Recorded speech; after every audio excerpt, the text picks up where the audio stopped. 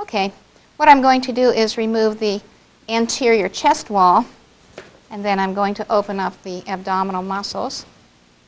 And so what we are doing here is looking at the thorax and the abdomen.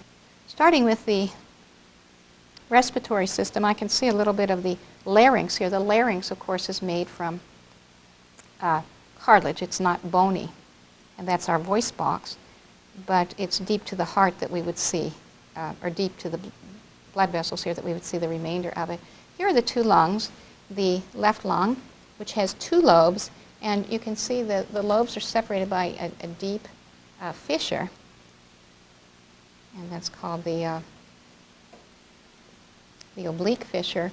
This is abnormal here. The two pieces should be apart, should easily come apart. That's an adhesion. Now you probably have noticed this pattern of black light, black light, black light. I don't believe this person was a smoker. I've seen lungs far worse, but I don't know that for sure. But the reason you have the black light appearance is because the ribs laid against the clean parts, and so the lungs never fully inflated at that point, whereas between each rib, the lungs fully inflated, and that's where the particulate black matter that you see here gradually accumulated over a long life. Here we have the right lung. It has three lobes. I can sort of pull it apart and see the two lobes easier. The one is sort of way under. Each lung is covered with a thin, slick membrane called the visceral pleura. And the other slippery membrane is on the inside of the chest wall. So when I lift this up, this is covered with parietal pleura.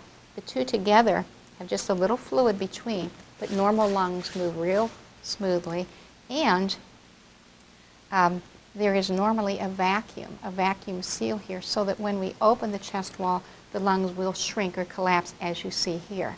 But normal lungs will stick to the chest wall because of the vacuum.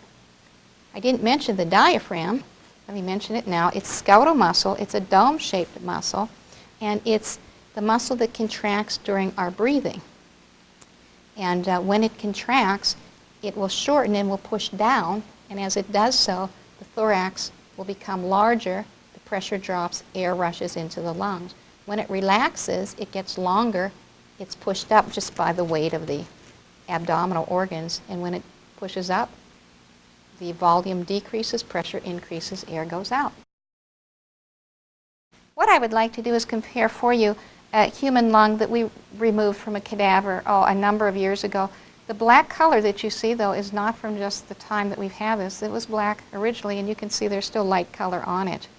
This was, again, a lung from an individual who had emphysema. It's a left lung, as you can see. There's only two lobes. We've got the oblique fissure here, superior and inferior lobe. Besides the dark color, which is so obvious, there's something else. There's a couple things I want to show you. Normal lung is spongy. It's quite spongy.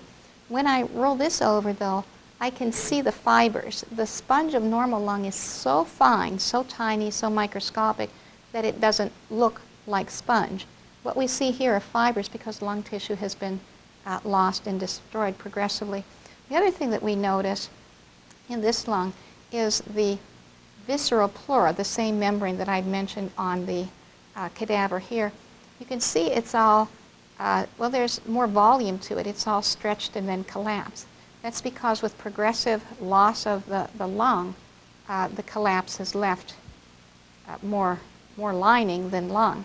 But what happens in a person with emphysema, because they lose lung tissue and they lose elasticity, they tend to breathe real big and can hardly exhale. And so the lung enlarges, but then again, as it progresses and you lose lung tissue, you end up with this extra visceral pleura